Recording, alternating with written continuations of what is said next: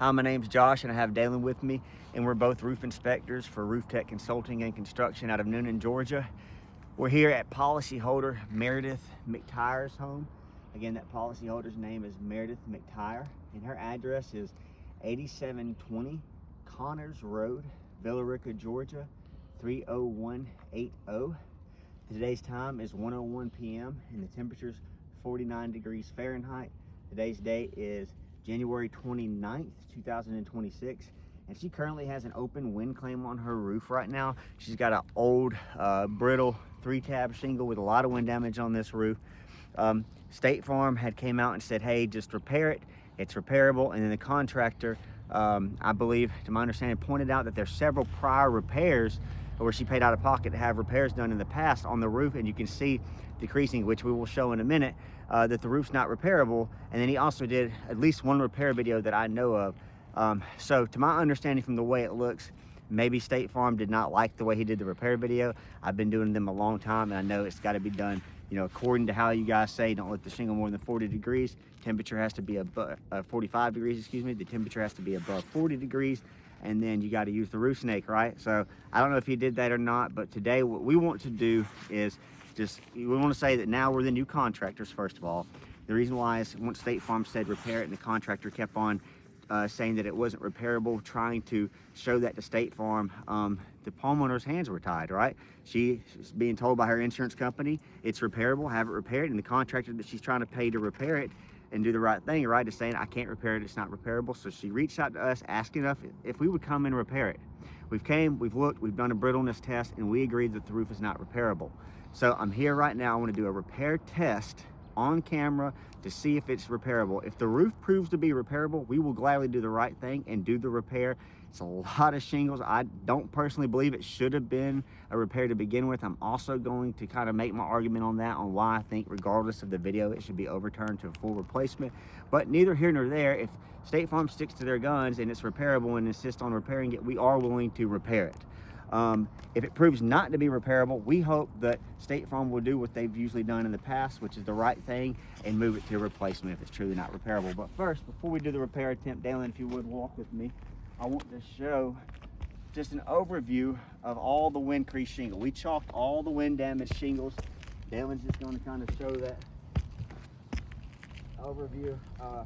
It'll be kind of hard to see it on this slope, but just this portion here, there's 1, 2, 3, 4, 5, 6 wind crease shingles. You can see them all scattered through there. Look on these dormers. I mean, they're just slammed. All right. Got several through here on the back side. Probably need to bring that shingle down. Chimney, showing the overview. I want to show these prior repairs as well. And then if you get through showing Gotcha. One down. Yeah. Show both sides of this gable right here. Okay. I want to point out this. We re-chalked it up, but so you can see all the chalked up wind crease shingles here, right here. You can see you wrote PR for prior repair, fail, the arrow pointing to it. Policyholder recently, or at some point in the past, I don't know about recently, paid for a big repair here, and you can see then, right, that the roof wasn't repairable right there. Now that's assuming that they did not overlift the shingles more than 45 degrees, granted, so we will gladly, you know, note that. But there we go, prior repair, fail. It's the same repair all through here. Look at that. I mean, it's a clean repair. It looks like whoever did it knew what they was doing, especially the way they continued that cut valley. That tells you a professional did this, which makes me feel like they probably did not overlift these shingles, that the roof truly isn't repairable, considering how brittle it is and how easy these granules come loose. they can do that. And that's the last other prior repair, not the last one, but you can see where that heavily damaged the shingles. Yeah. Coming up here, we're going facing slope. Now there's a repair there, which where one shingle was replaced. I'm sure that's where the contractor attempted the repair. I don't know what the quality of the repair was. It could have been terrible, and this is pointless to call out. I didn't see the video, but if he did do it the right way, I gotta say that definitely failed all day. Look at that creasing. Here was the new shingle, PR for prior repair. There's the damaged ones. 3 damaged shingles total right there. with a total of 7 tabs damaged. So, That's all right, off his coming truck. on over here. Really hit hard on this slope here as well. In the front, I mean, that front is just slammed on this house. Also want to call out right here. You need that Dalen shingle, pointed Joe? out that this shingle, this Wincrease shingle, and it's almost every valley has this too, is shorter than 18 inches from the center of the valley, which means in order for us to replace this, we have to rip the whole valley, because the underlayment has to, the ice and water shield and the underlayment has to overlap 18 inches on both sides. So we technically have to rip the whole valley out, and there's several valleys that have that. Yeah, we have that's to do. all over the house. Yep, so See right there on that dormer. That would have to be Now, replaced, that I valley. will. You want me to grab you this shingle, Josh, or you want to grab I'll it? grab it. Yeah. Can you show that up close? Show Yeah. that orange. I'll use that orange one right there. I'll do that repair. I'll replace Okay. that one. Show that it's in great condition, Dalen.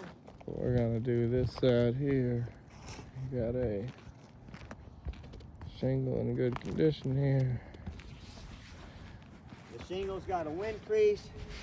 I randomly picked that one because the ones above it are sealed and just have normal wear and tear. There's no prior damage or creasing other than the normal brittleness and wear and tear that's on the roof. Right. All right, so you can see here, make sure you show it really good. Okay. Those shingles are sealed and in good condition. It's the one I'm going to replace, and I will be using the roof snake per State Farm's requirements. Okay, I'm gonna step back and kind of sit down and let you get to work, but I'm zoomed in showing those shingles. So it looks from the keyhole that this is the end of the shingle. No, this is the end of the shingle, so I'll be working this way. So the way I will operate, I'm very gentle. I want to ask you to please pay close attention to how gentle I am. I never overlift the shingle. What I'm going to do, as I break these shingles loose, I'm going to have my hand gently on top of it so that when I get to the end, I don't accidentally jar or pop that shingle up if I didn't have something on it kind of holding it down. Also, I'm not going to shove that roof snake way high up under that tab, under the shingle. What I'm going to do, I'm going to go just barely past the tar line, the seal line. That way I'm being nice and easy and not shoving way up under the shingle, okay? All right, so I'll go ahead and get started. I'll break this one loose. Nice and easy. And this one here.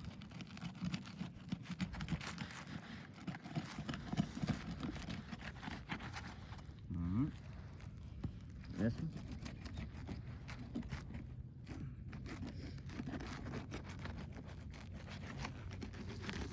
All right. Do one more right here.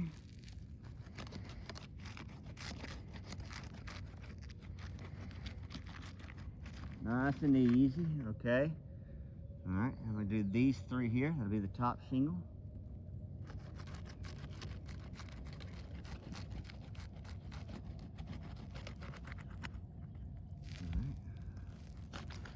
Oh.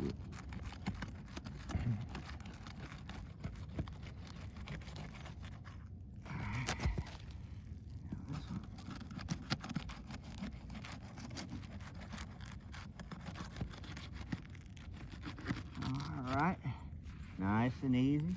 Go ahead and take this glove off real quick. And now I'll use the roof snake to get the bad nails, or get the nails out. Sorry, not the bad nails out. The nails out and the bad shingle out. All right, so notice how I'm just barely lifting that, because I don't want to overlift it. I'm just barely lifting it, trying to see that nail. I found it.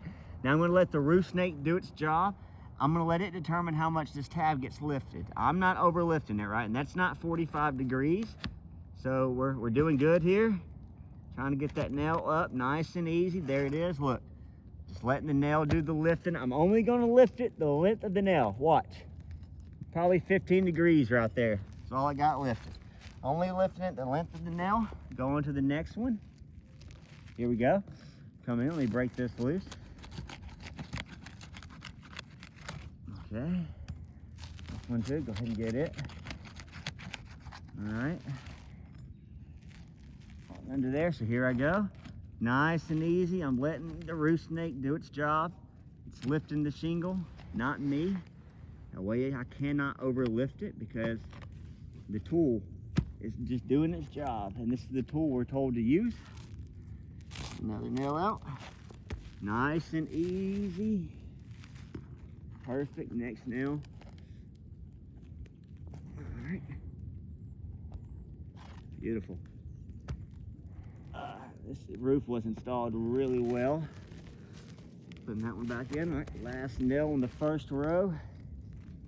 Barely lifting it, just trying to find that nail, guys. Don't think we have one here. Nope. Unless we have below through. If so, we'll find it whenever I pull that shingle out. All right, on to the next one. All right, here we go. I'm letting the roof snake determine how much this gets lifted. These are two. This is the end of one shingle. Here's the end of the other. All right, so get that first nail out here. Barely lifting it, just the length of the nail. Got that one. Going in for that next one here. Letting the roof snake do its job. That's not 45 degrees.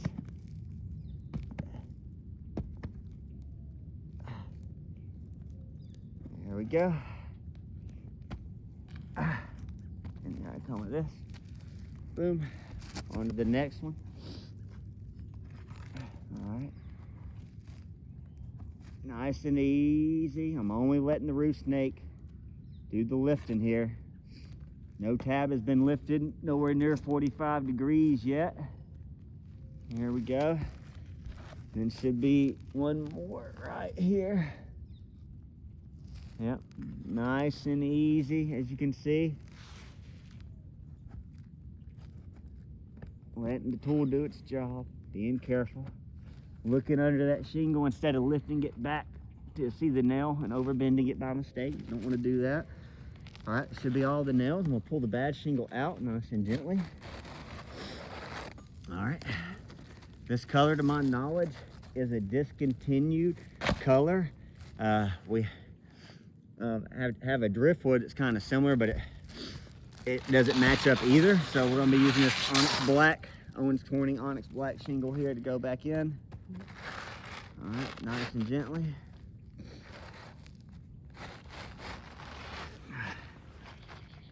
And now I'm going to use the roof snake to put the nails back in. I want to ask you to please pay close attention to how I continue to just barely lift that shingle. What I'm going to do, I'm going to slide the nail into the head. I'm going to drive it as far as it'll go. Because there's a 3/16 of an inch lip there, that nail's not going to drive all the way down flush. So then I'm going to take that roof snake, I'm going to gently pull it off. You'll barely notice me doing it. I'll set it on the head. I'll tap it 1 or 2 more times to drive it flush with the surface of the shingle. It has to be flush so that the shingle can lay all the way flat and that the seal line can seal without having a little hump there for wind to get up under, right? So here we go. I'm gonna barely pick this up with my index finger. I'm gonna slide that roof snake under there to the nail line. Right there. Let off of it. Let the tools do the job, right?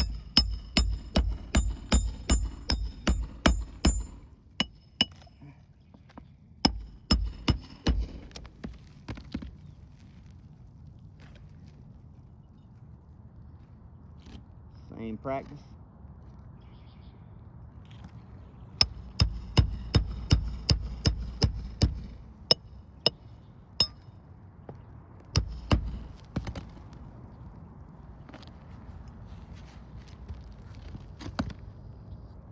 Barely lifting that shingle, dropping that nail on that tar line.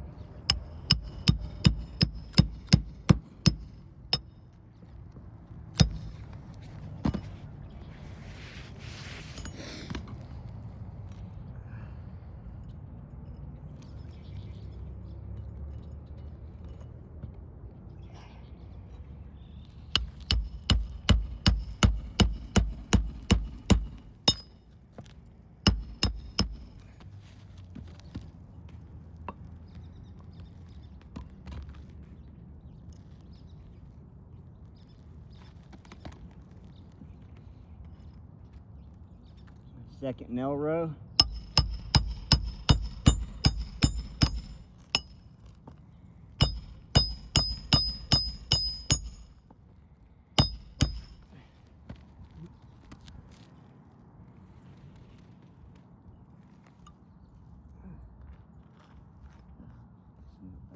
easily.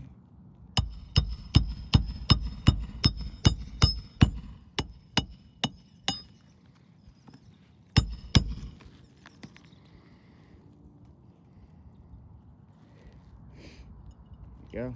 Our last now.